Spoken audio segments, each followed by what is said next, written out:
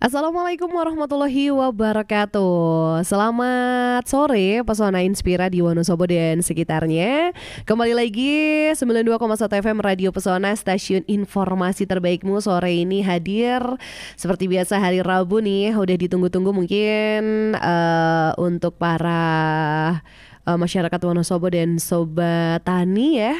Kita akan ada di acara Rumpun Padi, rumpi untuk pangan, pertanian dan perikanan Indonesia. Seperti biasa, Rumpun Padi kali ini pasti ada tema yang menarik gitu ya.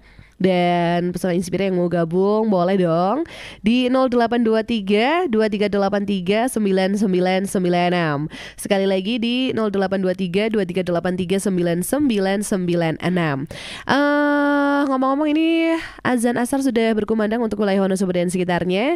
Jadi untuk yang sudah menunaikan ibadah sholat asar boleh langsung stay di 92,1 FM atau juga bisa streaming di pesonafmwonosobocup.go.id. Oke, Pesona Inspira ini Mita juga udah gak usah lama-lama gitu ya. Langsung aja, siapa sih narasumbernya, ngomongin apa sih kita hari ini. Jadi kita hari ini akan ngomongin tentang tanaman salak pondoh.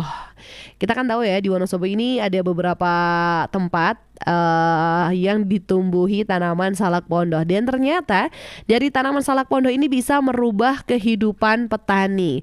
Di mana kira-kira yang bisa merubah kehidupan petani? Nah, kita nanti akan bahas. Tapi pastinya kita mau kenalan dulu dong dengan dua narasumber kita yang sudah hadir di studio Radio Pesona. Yang pertama ada Pak Edi Yulianto SP selaku penyuluh pertanian ahli pertama BPP Sukoharjo. Saya sapa, selamat sore Pak Edi. Selamat sore Mbak Mita. Apa kabar sore ini? Alhamdulillah baik. Baik, sehat, semangat ya Pak ya? Semangat. Semangat. Selain Pak Edi Yulianto ada juga nih langsung dari Ketua Gapoktan Desa Kalibening Kecamatan Sukoharjo. Ada Pak Eko Yuwono SE. Pak Eko Yuwono, selamat sore Pak. Selamat sore Mbak Mita. Iya, apa kabar Pak Eko? Alhamdulillah baik. Semangat ya Pak ya? Semangat. Dari Sukoharjo ya Pak ya? Iya. Datang ke sini naik apa Pak? Naik sepeda motor Mbak. Oh ya, kirain kalau naik apa namanya angkutan bilang pelan-pelan Pak Supir gitu. Yang lagi hits ya. Oke, baik. Dan kita akan ngobrolin tentang tanaman salak nih kali ini. Tapi mungkin kita bakal kenalan dulu nih ya Pesona Inspira dengan dua narasumber kita. Pak Edi. Ini Pak Edi di BPP Sukoharjo udah lama Pak? 4 tahun kalau di BPP Sukoharjo. Udah 4 tahun. Sebelumnya di mana Pak? Sebelumnya di Silomerto setengah tahun. Kemudian sebelum itu 11 tahun setengah di Kecamatan Kaliwiro. Wih, ternyata di Kaliwiro cukup lama ya Pak ya? 2008. Aslinya mana Pak? Aslinya orang desa saya dari Kemiri, Jelamprang, Laksono. Jelamprang Laksono yang 11 tahun ini harus bolak-balik ke Kaliwiro ya Pak ya? Sukoharjo ini. Iya. Sekarang Sukoharjo. Ya, Dulu. Ya. Dia dulu, maksudnya dulu 11 tahun pernah bolak-balik gitu ya. Betul. Semangat luar biasa ya Pak ya. Pengalamannya seru Pak jadi di BPP Pak? Seru. Saya menikmati dengan bergabung dengan para petani dari wilayah kecamatan yang berbeda-beda. Karakternya juga beda-beda, mengasihkan bagi saya. Asik ya Pak, baik. Nah Pak Eko Yuwono nih Pak, ini jadi Ketua Gapoktan di Desa Kalibening udah lama juga Pak? Iya, semenjak 2009 Pak. 2009. Jadi Ketua Gapoktan di Desa Kalibening. Ngomong-ngomong kalau jadi petani itu udah lama Pak? Ya kalau dari petani itu mulai tahun 1994, berarti kurang lebih sudah 29 tahun Mbak. Waduh. Dari dulu memang fokus pada salak atau pernah jadi petani yang lainnya juga gitu Pak? Ya kalau dulu di desa kami itu pertaniannya itu menanam palawija Mbak, seperti jagung, padi, dan ada ketela.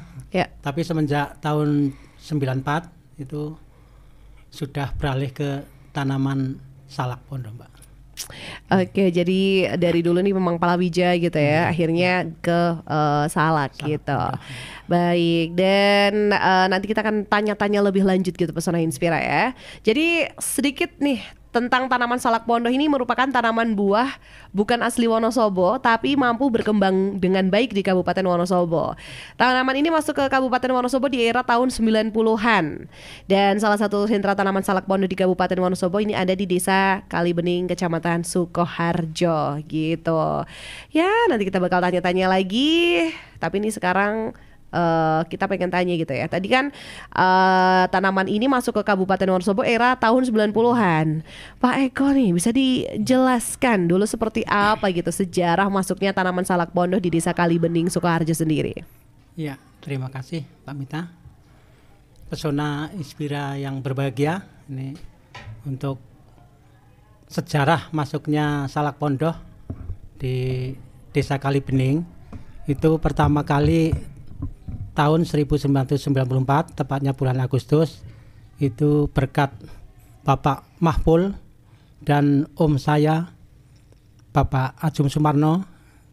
Bapak Mahful adalah kebetulan juga sebagai ayah saya, itu yang pertama kali berniat mengganti tanaman-tanaman yang ada di Desa Kalibening, yang dulunya seperti yang tadi saya bilang, itu ada jagung, ada padi, ada ketela, dan ingin merubah dengan tanaman-tanaman yang menghasilkan, tanaman yang mempunyai nilai tambah, dan itu sudah terjadi ya. Akhirnya Bapak dan om saya membeli bibit salak ya, dari Sleman, Pak. Itu dari Sleman dibawa ke desa kami, dan akhirnya alhamdulillah 3-4 tahun perawatan bisa berbuah. Dengan adanya buah dan menghasilkan, ternyata buah salak itu benar-benar mempunyai nilai yang tinggi pada saat itu. Maka sudah menginspirasi banyak petani di desa kami untuk beralih, berbondong-bondong beralih menanam salak pondoh. Begitu Mbak Mita. Oke, jadi dulu awalnya ternyata dari Bapak gitu ya. Dari Bapak dan Om. Dan Om ya. Yang dulu awalnya tuh pernah mungkin coba-coba gitu ya Pak ya. Atau mungkin ada referensi dari mana akhirnya? Iya, kebetulan Bapak saya itu guru dan mempunyai teman di Sleman yang bilang bahwa ada satu tanaman yang satu kali tanam bisa panen berkali-kali dan hidupnya bisa lama sekali. Dan buah itu adalah, tanaman itu adalah ternyata tanaman salak. Maka Bapak dan Om saya itu tertarik dan akhirnya ikut menanam. Akhirnya ikut menanam. Ya. Awalnya gimana Pak? Apakah langsung sukses gitu, langsung berbuah, langsung panen gitu, atau sempat pernah ada cerita terpuruk dulu, gagal panen dulu, dan seperti apa nih awalnya Pak? Ya kebetulan karena alamnya mendukung, tanahnya subur, maka alhamdulillah 3-4 tahun sudah bisa berbuah, walaupun buahnya masih sedikit. Tapi untuk saat itu sudah cukup membuat petani menjadi istilahnya merasakan perubahan dari yang dulunya nanam jagung, ketela, padi, itu nilai tambahnya sudah cukup banyak. Alhamdulillah sampai sekarang juga 95% penduduk di desa kami sudah merasakan betapa menikmatnya menanam buah salak. Itu Mbak Mita. Baik, ternyata ini salak pondoh. Ini jenisnya langsung salak pondoh gitu atau salak itu biasa salak gitu Pak? Pondok lumut. Salak pondoh lumut. Yang dari Turi, Sleman. Dari Turi, Sleman. Oke. Jadi warga di sekitar di Kalibening sana itu melihat kesuksesan dari bapaknya Pak Eko, terus juga karena panen, terus juga panen, sepertinya menggiurkan gitu, langsung menginspirasi ya Pak ya. Iya. Apakah ini juga dibantu, didukung oleh bapaknya Pak Eko juga nih Pak? Ya, alhamdulillah bapak saya mendukung. Saya kebetulan baru lulus kuliah, tapi karena bapak saya seorang guru, jadi yang merawat saya, dan saya memantapkan hati untuk merawat dengan sepenuh hati, karena saya percaya bahwa pemikiran bapak dan om saya itu memang menjadi inspirasi bagi semua orang. Terutama saya juga mengucapkan banyak terima kasih, karena berkat beliau perubahan yang ada di Desa Kalibening betul-betul nyata. gitu Mbak Mita. Oke, nanti kita pengen tanya ya, Pesona Inspira gitu kan. Dari palawija, jagung, ketela dan lain sebagainya akhirnya jadi berpindah ke salak tuh seperti apa gitu. Saya pengen tanya ke Pak Edi nih. Pak Edi, daya dukung seperti apa nih sehingga tanaman salak bisa berkembang gitu, khususnya di Kalibening sendiri? Ya, terima kasih Mbak Mita dan Pesona Inspira yang berbahagia. Memang Desa Kalibening kondisi geografisnya luar biasa. Dukungan alamnya dengan ketinggian 900 mdpl, suhunya 19 sampai 30. Kemudian lahannya yang begitu subur dan sangat luas, sangat mendukung sekali untuk pertumbuhan dan perkembangan salak pondoh. Jadi pertumbuhan dan hasil buahnya bahkan lebih baik dibandingkan dengan tempat asalnya. Selain itu, petani di sana memang sudah mahir karena sebelumnya itu petani salak lokal, karena sudah mahir itu. Kemudian daya dukung berikutnya adalah kelembagaan taninya. Pak Eko sendiri ketua Gapoktan, lembaga gabungan dari kelompok tani. Kemudian kelompok taninya ada 4, ada juga kelompok wanita tani. Dan pemerintah desa itu sangat kondusif untuk mendukung roda perekonomian dari bisnis salak pondoh dari hulu sampai hilir. Kemudian tidak kalah penting lagi adalah dukungan dari kami selaku kepanjangan dari Dinas Pertanian melalui Balai Penyuluhan Pertanian Kecamatan dengan personil ada PPL, ada POPT, senantiasa terus mendampingi terjun ke petani Kalibening, mencoba untuk mencari solusi baik dari penyediaan sarana produksi sampai ke pemasaran, begitu Mbak Mita. Jadi ini memang dari produksi sampai ke pemasaran ini juga selalu didukung, didampingi gitu ya Pak Edi ya. Oke. Saya pengen tanya lagi ke Pak Eko nih ya. Pak Eko, apa sih keunggulan salak pondoh di Kalibening? Ya, Mbak Mita, Pesona Inspira yang berbahagia. Ini untuk keunggulan memang termasuk banyak sekali Mbak. Karena buah yang ada di desa kami itu termasuk buah yang berkualitas bagus, besar buahnya, dagingnya tebal dan rasanya manis dengan kulit berwarna coklat kekuningan yang memang menjadi buruan daripada para pedagang untuk mensuplai di supermarket Mbak. Itu, dan alhamdulillah juga untuk salak pondoh di desa kami itu mempunyai harga yang relatif cukup tinggi dibanding dengan desa-desa yang lainnya di sekitarnya gitu Mbak. Oke, jadi dagingnya tebal, rasanya juga masir, ya. Iya. Kalau orang semua bilangnya masir, Masir. gitu. Kemudian ini produksinya nih biasanya berapa banyak gitu, terus berapa lama gitu panennya gitu Pak? Untuk produksinya itu untuk di desa Kalibening sendiri itu bisa per hektar itu mencapai 25 ton Mbak. Itu dengan harga rata-rata kalau di desa kami, desa Kalibening itu masih mencapai 4.000.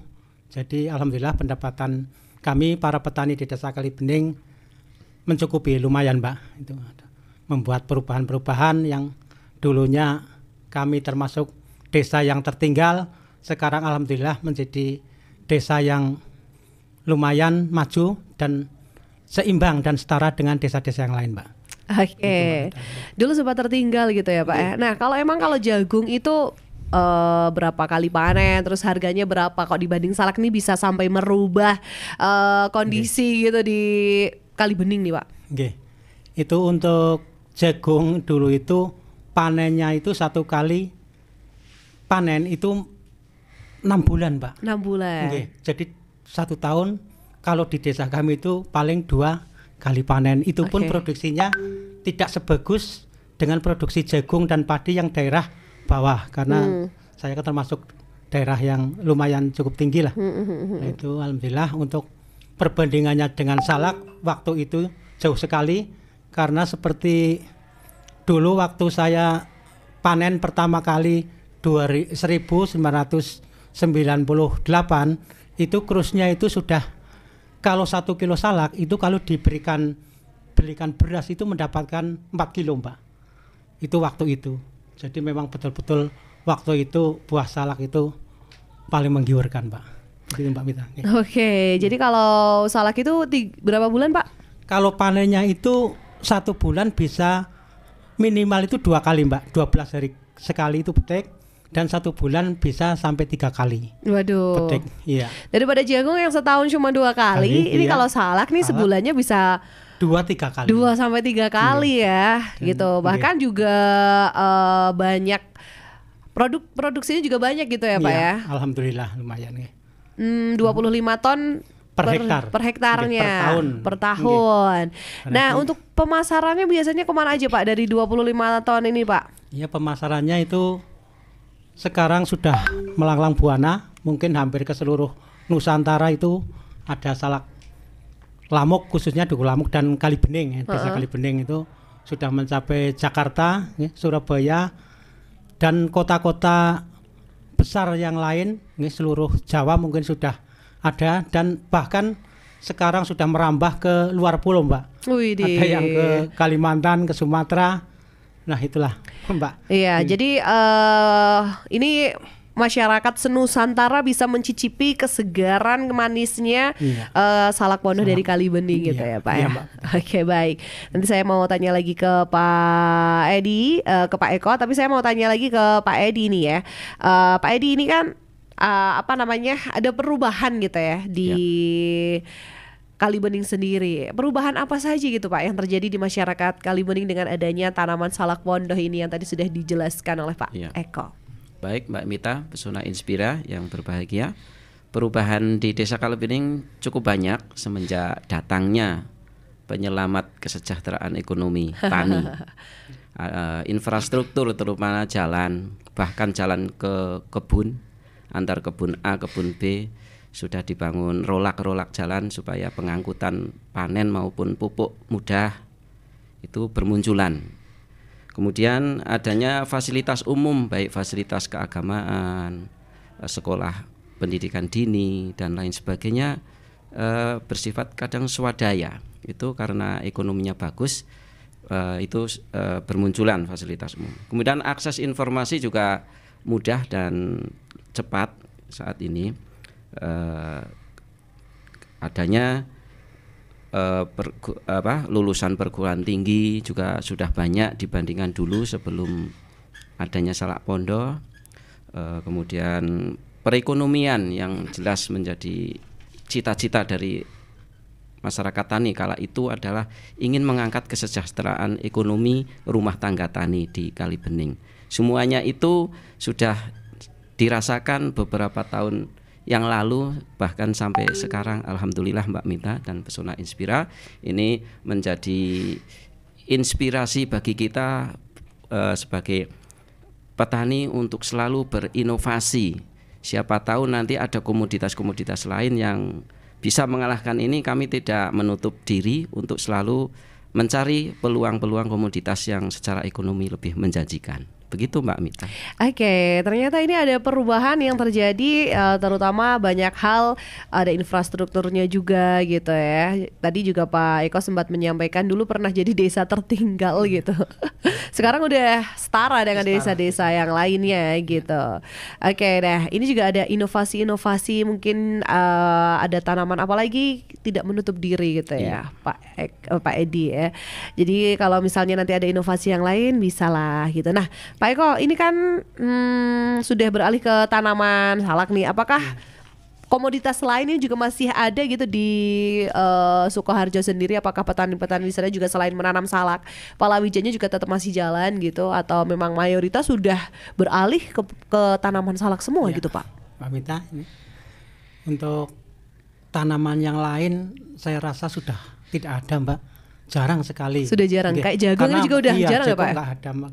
Karena apa? Karena sudah ketutup pohon salak. Pohon salak itu sudah merambah, sudah 95% lah seluruh masyarakat menanam salak. Sehingga kalau sudah ditanami salak, itu tanaman-tanaman yang lain seperti jagung dan ketela juga sudah sulit tumbuh, Mbak Mita. Oh gitu. Berarti ini juga nggak bisa kayak tumpang sari gitu ya, Pak ya? Ya paling kalau tumpang sarinya itu dengan albasia, tapi kalau di tempat kami juga akan mengganggu, Mbak. Oke. Kalau ditumbang sari albasea berarti nanti terlalu teduh atau gimana, nanti mengurangi produksi, Mbak. Gitu. Jadi karena pohon salak ini juga butuh asupan matahari juga gitu. Oke. Jadi memang mayoritas di sana salak pondoh.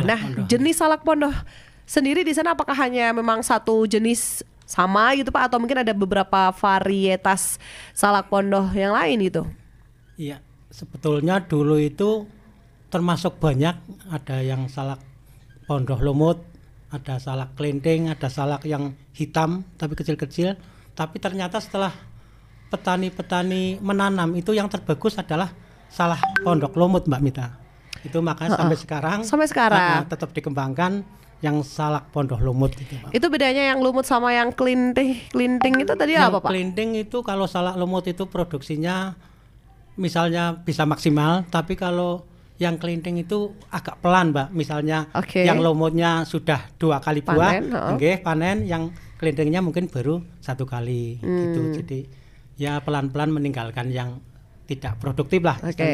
Yang meninggalkan yang nggak pasti, kita cari yang pasti-pasti aja gitu ya Pak ya.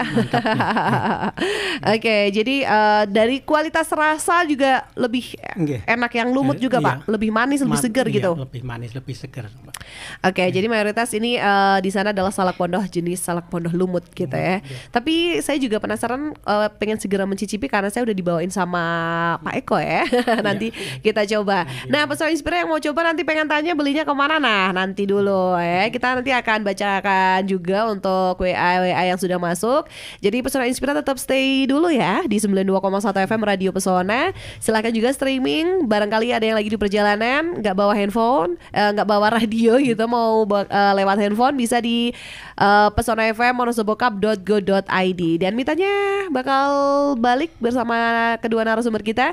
Pastikan Pesona Inspira tetap di Rumpun Padi. Kita akan kembali sejenak. Rumpi untuk pangan pertanian dan perikanan Indonesia. Radio Pesona, stasiun informasi terbaikmu.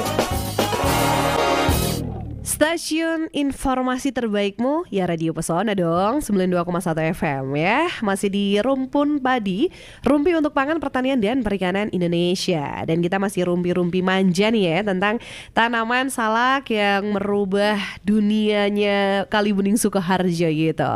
Masih sama Pak Edi dan Pak Eko, masih semangat dong Pak ya? Masih semangat. Tetap semangat. Ini kan tadi saya juga pengen tahu gitu kan, katanya nih tanaman salak merubah dunianya Kalibening gitu. Efek dari perubahan itu tuh apa aja Pak Eko?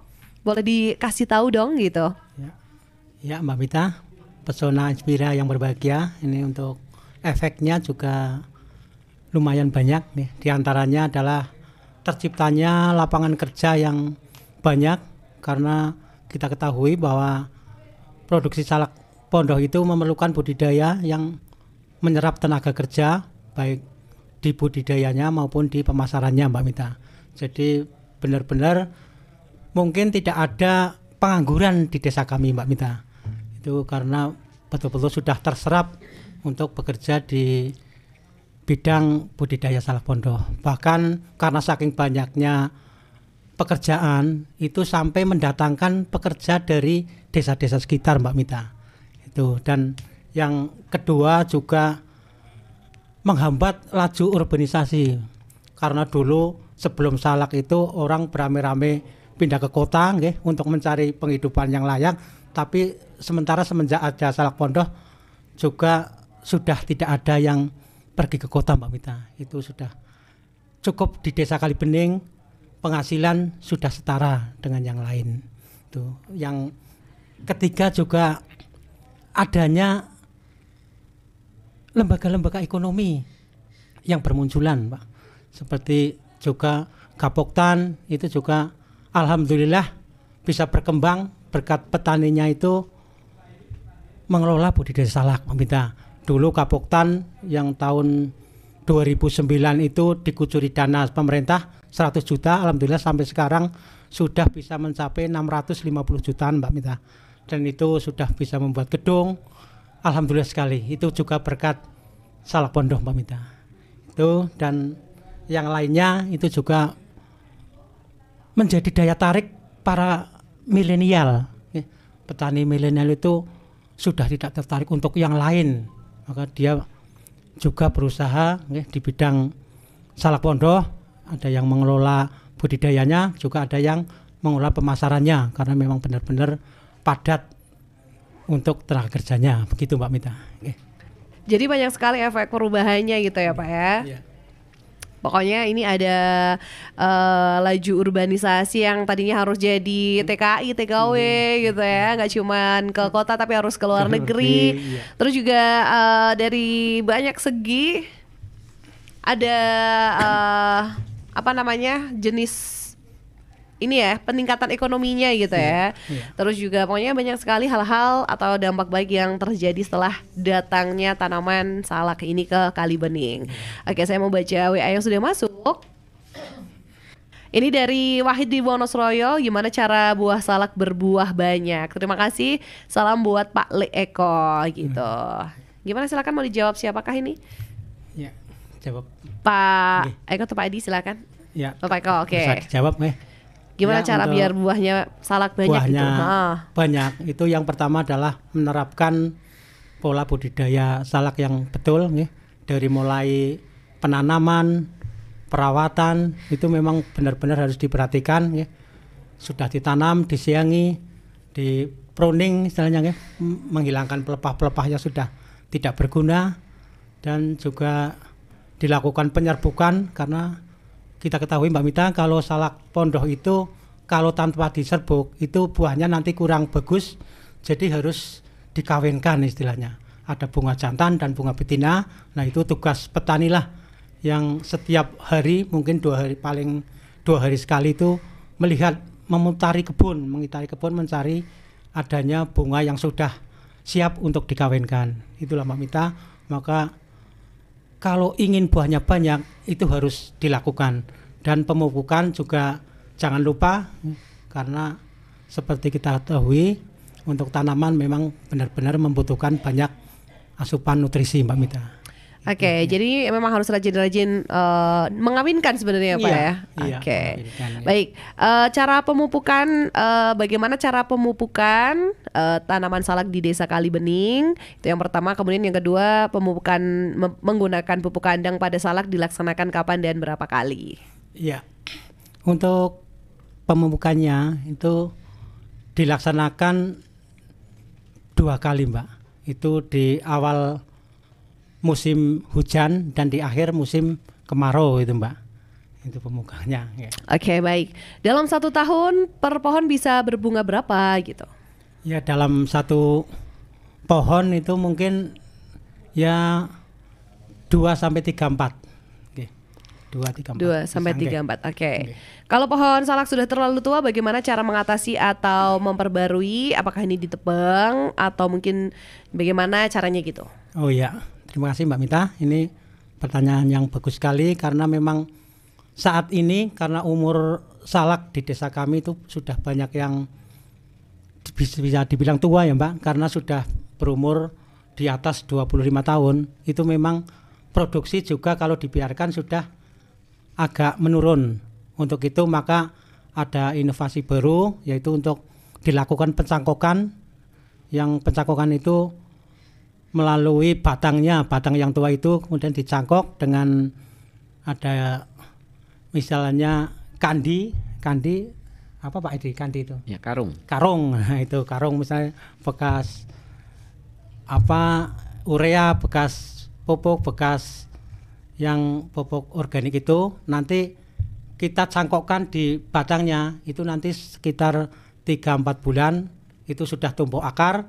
Baru setelah tumbuh akar kita tanam kembali, kita pangkas, kita gorok, terus ditanam kembali.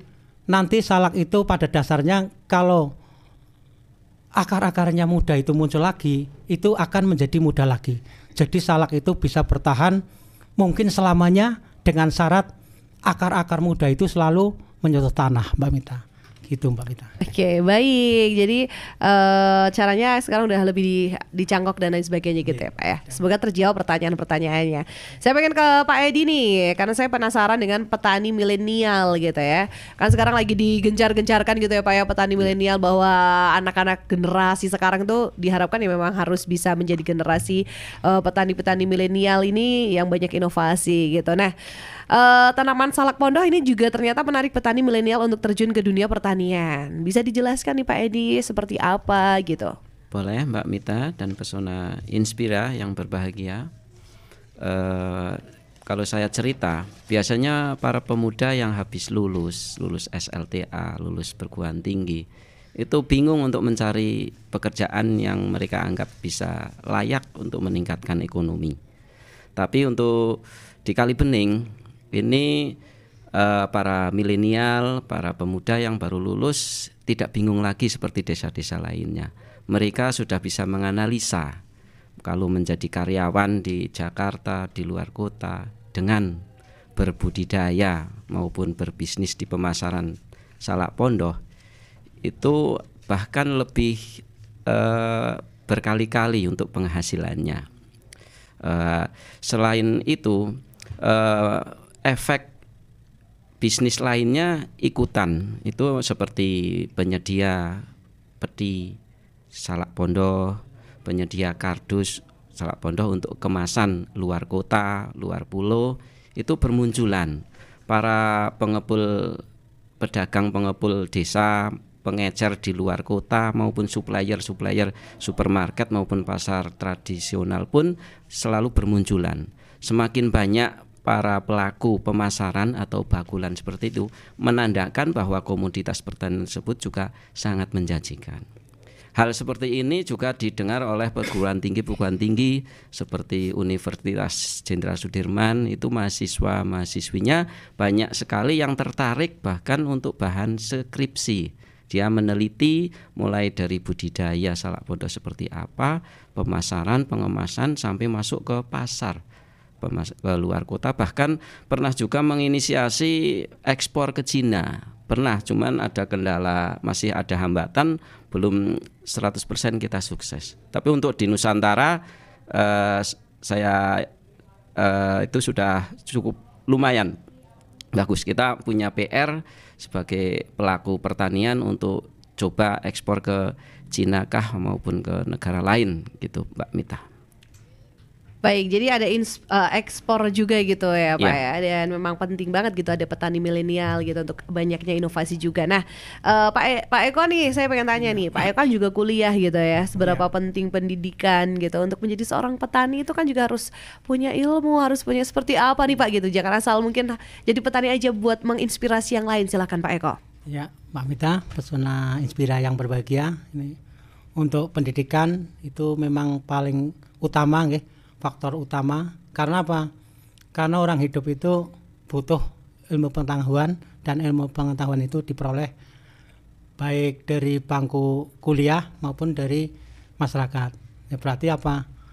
Kita harus menanamkan anak-anak kita itu raihlah pendidikan setinggi-tingginya. Karena apa? Biarpun kita petani, kita harus mampu bersaing, karena di masa depan kita tidak tahu apa yang akan terjadi. Jadi pendidikan harus diutamakan, gitu Mbak. Wih, keren sekali, luar biasa Pak Eko ya. Padahal ini kita belum masuk ke closing statement ya. Oke nih Pak Eko, sebelum kita closing atau pamitan nih, adakah permasalahan dalam budidaya tanaman salak pondoh di Kalibening? Oh iya Mbak Mita, ini permasalahan tentu saja ada, karena budidaya apapun mesti ada permasalahan ya. Salah satunya untuk budidaya salak itu banyak hama dan banyak penyakit, yang salah satunya hama misalnya yang menyerang perakaran, itu ada juga cacing, ada uret, ada semut kuning itu yang menggerogoti akar, dan akhirnya pohon salak bisa lama-kelamaan merana dan mati. Dan untuk yang menyerang batang juga ada Mbak Mita, itu yang namanya hama penggerek batang. Nah, itu yang memakan titik tumbuh daripada salak, dan akhirnya kalau sudah diserang hama penggerek batang, salak akhirnya pun hidup merana, mati segan, hidup tak mau itu Mbak Mita. Dan yang untuk buahnya juga sudah sangat mengganggu, itu misalnya tikus Mbak Mita. Itu tikus itu memang senang sekali dengan buah salak, ada tikus, tupai, dan yang terbaru ini ada yang namanya lalat buah Mbak Mita. Nah itu betul-betul membuat buah menjadi busuk. Nah itulah termasuk salah satu dan salah banyak ya, salah banyak kendala-kendala yang dihadapi budidaya salak pondok. Dan untuk yang lainnya misalnya di pemasarannya juga mungkin ada 1-2 orang oknum-oknum penjual yang kurang misalnya sudah berjanji akan membayar di hari H tapi ternyata masih mulur. Lah itu menjadi kendala, karena seperti kita ketahui bahwa salak menjadi utama bagi masyarakat. Untuk itu saya mohon untuk kesempatan ini bagi para penjual, monggo apa yang sudah menjadi komitmen, apa yang sudah menjadi perjanjian harus dilaksanakan, ditepati, biar kita bersama-sama meraih keuntungan, gitu Mbak Mita. Oke, baik, semoga komitmennya tetap ada gitu. Pak Edi nih, tadi Pak Eko menjelaskan ternyata ada banyak gitu ya permasalahan, terutama ada hama dan lain sebagainya. Gimana nih Pak cara atau upaya pemecahannya nih Pak? Ya, Mbak Mita, betul sekali, Mbak Mita dan Pesona Inspira yang berbahagia. Untuk bisa mengendalikan atau kita meminimalisir dari OPT, organisme pengganggu tanaman, kita tengok tentang keilmuan dari ekosistem, bahwa terjadinya suatu hama itu ada beberapa faktor. Untuk itu kami selaku petugas dari Dinas Pertanian Kabupaten maupun Kecamatan, marilah bersama-sama untuk melakukan good agriculture practice. Jadi berbudidaya dengan cara yang bagus, jangan merusak lingkungan. Mari kita bikin lingkungan itu mendukung tanaman salak pondok, tapi meminimalisir kehidupan OPT atau hama dan penyakit. Untuk itu harus kita bekali dengan ilmu tanah, ilmu tanaman, ilmu mikroorganisme, apa itu hama, apa itu musuh alami. Nah, kami dari dinas kadang melakukan sekolah lapang pengendalian hama terpadu. Disitulah kita belajar bersama menganalisa lingkungan dan ekosistem. Juga ada sekolah lapang pengelolaan tanaman terpadu, salak pondok, padi dan lain sebagainya. Kami sebagai petugas selalu mengedukasi praktek, tidak cuma teori, untuk bisa lebih simpel, ekonominya jalan, lingkungannya lestari. Untuk permasalahan tadi seperti Pak Eko, ada pembeli yang kurang komitmen, orang mana itu, kami bersama-sama dengan petani Bakulan membentuk asosiasi petani salak pondok organik, disingkat dengan APSO. Di situ ada petani, buruh tani, penyuluh, supplier buah keluar kota, bersama-sama setiap bulan membahas permasalahan-permasalahan yang dihadapi, terutama di bidang pemasaran. Jam terbangnya juga sudah tinggi, jadi di Kalibening 24 jam itu roda ekonominya berputar. Kalau pagi sampai sore petani pembudidaya sampai panen, sore itu pengepak, ekspedisi, berangkat jam 2 sampai ke kota, karena buah hortikultura harus selalu fresh. Jadi itu pokoknya roda ekonomi di Kalibening tidak ada sepinya gitu Mbak Mita. Kita juga sebagai petugas melalui kelembagaan yang tadi selalu mencari solusi dan berusaha bersama-sama untuk memajukan pertanian di Kalibening Mbak Mita. Oke, ternyata roda perekonomiannya 24 jam gitu ya. Ya. Oke, nih sebelum closing statement Pak Eko nih, apa yang membedakan salak di Kalibening itu beda dari salak-salak lainnya? Tuh apa sih yang menjadi spesial? Apakah salak ini memang hanya ada di Kalibening atau memang ada di daerah lain tapi yang paling spesial di Kalibening? Silakan bisa dijelaskan. Ya. Untuk yang ada di Kalibening itu kebetulan mungkin bisa bibitnya sama, tapi kalau ditanam di desa kami, desa Kalibening itu bisa berbuah berbeda kalau ditanam di tempat yang lain, Mbak.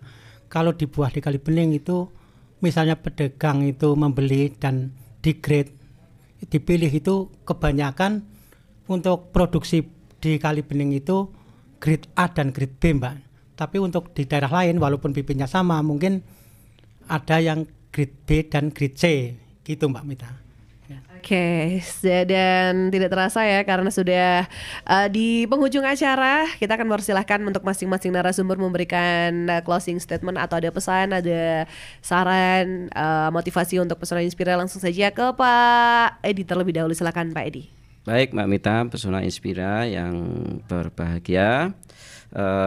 Ternyata anggapan bisnis pertanian yang loyo, nggak menarik, itu sudah terbukti terpatahkan oleh Pak Eko dan kawan-kawan kami, saudara-saudara kadang tani di Kalibening, bahwa dengan berbisnis salak pondoh bisa sudah membuktikan kesejahteraan ekonomi meningkat, begitu Mbak Mita.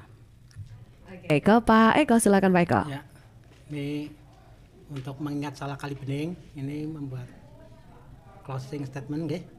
Untuk salak Kalibening, gede wujute, enak rasane, larang regane, mantap. Gede rasane, gede wujute, enak rasane, larang regane, mantap. Yeay, luar biasa sekali Pesona Inspira. Obrolan kita di Rumpun Padi kali ini, saya juga jadi tertarik untuk segera mencicipi seperti apa sih kesegaran dan manisnya salak pondoh dari Desa Kalibening, Kecamatan Sukoharjo. Pak Edi, terima kasih banyak Pak Edi. Ya, sama-sama Untuk Mbak informasi Mita. yang diberikan, semoga kita bisa ketemu lagi di lain kesempatan. Pak Eko juga terima kasih Pak. Sama-sama Untuk informasi-informasi seputar salak, semoga sukses terus di petani, Amin. khususnya Gapok Tani di Desa Kalibening, Kecamatan Sukoharjo. Dan demikian Pesona Inspira Rumpun Padi kali ini. Mita juga harus pamit. Selamat sore, sampai ketemu lagi di Rumpun Padi selanjutnya. Kira-kira episode selanjutnya mau bahas apa? Jadi pastikan tetap di 92,1 FM Radio Pesona, stasiun informasi terbaikmu. Selamat sore dan sampai jumpa. Wassalamualaikum warahmatullahi wabarakatuh. Waalaikumsalam.